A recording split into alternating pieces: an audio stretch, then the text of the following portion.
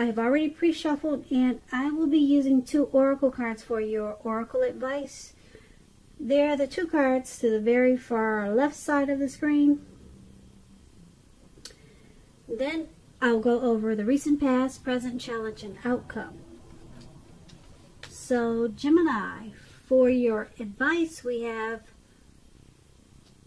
believe. Now, believe is about, well, it actually says this on the flip side of the card. It says, when we marry intentions with actions, miracles happen. That's believe. And then it's paired with joy is the ultimate creator. So when you put your intentions, when you have intentions, you put them with actions, then a lot of miracles happen.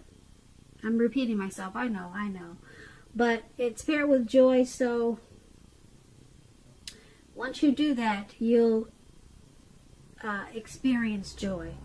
When you put your intentions, when you put what you're trying to do, when you put that, mix that with actions, you'll experience joy and miracles, and it's going to be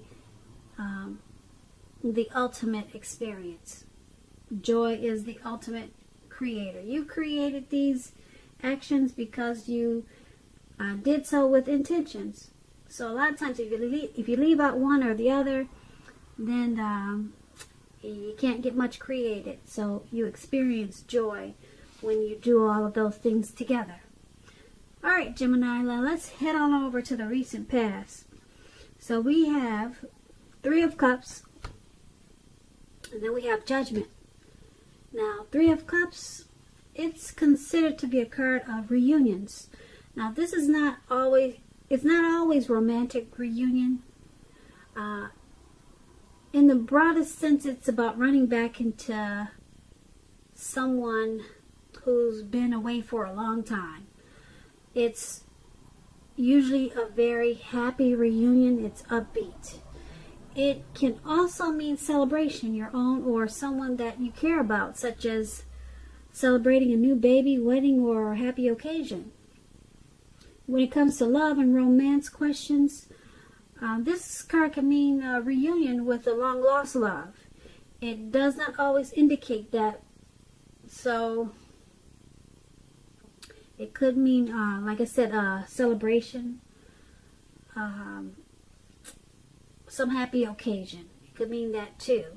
So if you're single, or if you were single in the recent past, the most likely interpretation is that you would have met a likely love soon. Someone who really fit the bill of the person that you had been looking for, or hoping that you find. And this person, it probably would have been a new love, not someone that you used to be with. And that's if you're single. So that would have been for the recent past, and it's paired with the Judgment card. Now this card is about jumping to conclusions, decisions, and of course judgments, which are too hastily made. If you know you're prone to doing such things, this would have been a clear signal to slow down, give things and people more thought, give them more chances. This could also be a time of spiritual awakening for you. If you were, when it comes to love and romance, if you were in a relationship, it could have been a make or break period for you in the recent past. This would have been a time to get very clear about what you wanted out of life and out of your relationships. Then take steps to make them happen, make them come about. If you were seeking a new love or a new relationship at that time, it would have came about in the very near future. But you may needed to take steps to make sure that you weren't leaping or jumping to conclusions about your love, your new love, or vice versa. Slow, steady wins the race with this Judgment card. So with these 2 cards paired together for the recent past, 3 of Cups and a Judgment card. In the recent past, there was probably a return of a long-lost love. And it was a happy return. Very happy reunion. Okay, you celebrated. You had a great time in the recent past with this long lost love. And you needed to make sure that you were not jumping to any conclusions, because that would have caused a problem for the relationship. Or you should have slowed down. Slow, steady wins the race. Yeah, so with the Judgment card, you probably needed to take this return of this past love, take it slower than you did before when you two were together. And because it could have been a make or break period, okay, of this return. So yeah, you did, or you should have take it slow, and it would have been that would have determined how the relationship came out, or it would have determined how the reunion worked out. If you jumped right into it, it probably would have gone either way. Like I said, this Judgment card is about a make or break. So only you know how it went. Maybe you'll let us know in the comments, Gemini. Because those two cards, they are the recent past. So let's head on over to the present time.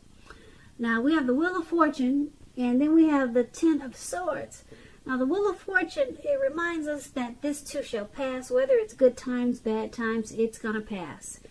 If you suddenly find yourself sitting on top of the world, keep your perspective, because like I'm trying to tell you, like everything else, it changes.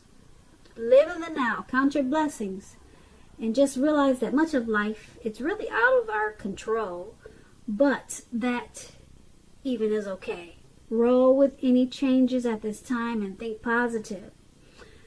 Now this Wheel of Fortune is paired with the Ten of Swords. This is a clear signal. You have to be careful about where you put your trust. You see how this man he's out for the count. He's got these 10 swords in his back. And he's just out. So you got to be careful. Watch your back at this time. When the Ten of Swords come up in a reading, in relation to questions as to whether you can believe what a person is telling you or trust that a situation is stable, this is a pretty clear answer of no. However, try to keep in mind that whenever a door closes, another door opens. You're being guided to a situation that's better for you. So trust yourself and trust in the universe at this time. So, for the recent past, Ten of Swords, Wheel of Fortune, not the recent past, but the present. I'm sorry. For the present, we have Wheel of Fortune and Ten of Swords. Yeah, you have some trust issues. You could have been betrayed or stabbed in your back. Hopefully not. But whatever betrayal this was, or whatever situation that you feel like you can't trust, it's going to pass. It's only a temporary situation. Okay? It's going to pass probably much sooner than you think with this Wheel of Fortune. So just hang in there. Something's got you being not trusting. Something's got you feeling that way, and it's got you out for the count. And like I said, the Ten of Swords it's about no. You cannot trust it. So it's got you out and down on the ground. Okay? So just keep your perspective, because it's going to pass. Like I said, sooner than you know. Now, that was the present time. Now, let's head on over to the challenge. We have the Seven of Pentacles and the King of Swords. Now, the Seven of Pentacles, it's a card about returns on investments. This can be literal, such as a bank account returning money to you, or figuratively, such as investments of time, effort, and energy that you had put into a relationship. At this time, you're going to be reaping what you have sown.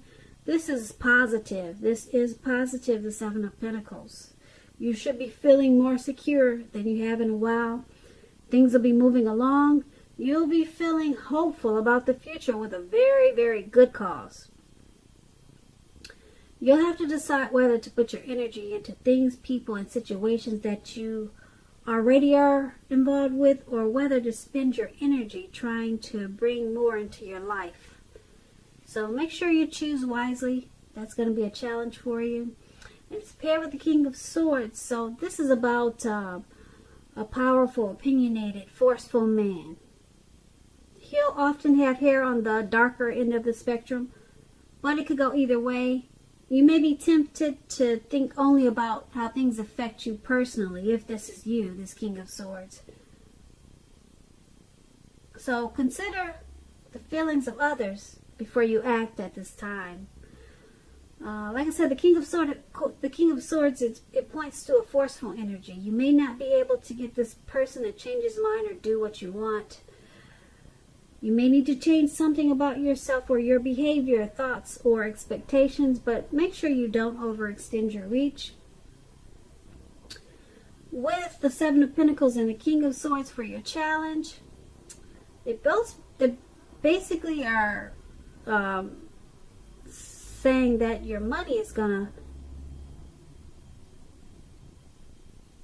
take off in a really good way if it hasn't already. It's about returns on investments. If it's not your money, it's a return from energy that you put into a relationship. It's going to turn for the better because of what you put into it. It's about reaping what you sow. So that's a good thing. Yep, that's a real good thing. So hopefully it's both. A return on money and a relationship. And the King of Swords, for you, I'm picking up for you to get this wonderful return of money or return of energy that you put into a relationship. It may cause for you to be forceful, opinionated, probably a little bit arrogant. Yeah, for you to get this Seven of Pentacles, there may be a need for you to overstep your bounds. Okay, just to get what's coming to you. So that's what I'm picking up for you with the challenge. Yeah. This could be a person in your life that's in your life that's forceful, opinionated, kind of narcissistic. But I'm picking up that I'm picking up that it's not a person, and it is a situation that's requiring you to be that way because of the Seven of Pentacles. You're reaping what you've sown. So yeah, just to get the good Seven of Pentacles, you're going to have to probably step outside of your comfort zone if you're not used to stepping on others' toes. Yeah, because that's what this King of Swords does. Alright, so that's going to be your challenge. So let's head on over to the outcome. We have the Moon card, and then we have the Seven of Swords. Now, the Moon card, you could be feeling psychic, intuitive. It's going to be important for you to trust your instincts at this time. Trust your impressions, even if you're not sure where it's coming from. Also, not that you need to be mistrusting, but it's going to be helpful. It's going to be helpful for you to realize that when this card appears in a reading, it's possible that all is not what it seems. If you feel you cannot trust someone, then you probably cannot. Go with your gut instincts. We talked about that earlier when we got the Ten of Swords. You felt that you couldn't. Well, it was about being stabbed in the back. and not trusting. So it's showing up again. Trust is showing up really strong in your reading. And it's saying that your instincts are on point. They are on point. So with this card, go with your instincts, just like the Ten of Swords. You cannot trust it, and you shouldn't. That's what these two cards are saying. Go with your gut instincts. If you are waiting on an answer for someone, it may unfortunately take longer than you would like for it to. So try to stay patient with this Moon card. That's what it's about. Now, it's paired with the Seven of Swords. It can point to someone behaving with less than ethical intentions. It sometimes means prying into someone's life where you don't belong. If you sense that someone is spying on you, you could be right if you're tempted to dig through someone else's life, unless it's that of your minor child who has given you cause for concern. Resist the impulse if this is you. Everyone deserves privacy. So with these two cards paired together, the Moon card, you're feeling really psychic and intuitive. Trust your instincts. If you feel like you cannot trust a situation, then you can't. You're on point. The Moon card is about deception, okay? Something is not to be trusted. It's with the Seven of Swords. Someone's probably stalking, or someone's watching you. So for some reason, someone wants to know what you're up to, what you're doing, what you got on today, who you're with. And you're probably picking up on that too. I don't know if you're famous, if you have social media accounts, if you're in the public eye, but someone is looking in on you, wanting to know more. So if you're sensing this, then you're probably correct, because your instincts are on point with this Moon card. So there also could be a little bit of deception going on with whoever is checking in on you. Some type of deception. Yeah, that's what the Moon card is about. Only you know your situation. So why they would be stalking, prying, wanting to know more, you probably would be the only one who knows that. So yeah, and like I said, your intuition is on point right now with this Moon card. So yeah, you figure it out and you'll deal with it, and maybe you'll let us know what it is. Leave us a comment, come back and tell us about it.